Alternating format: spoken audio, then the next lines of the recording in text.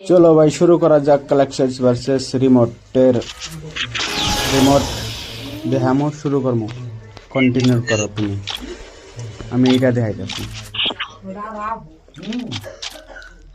দেখাও না কে হ্যাঁ রিমোট দেখাও আরে তুমি এত শীত মারতেছো কেন রিমোট আরে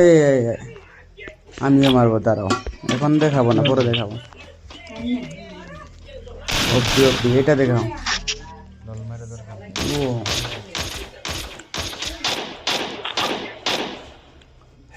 কোনো কিচ্ছু না এগুলা আমার তাতে আছে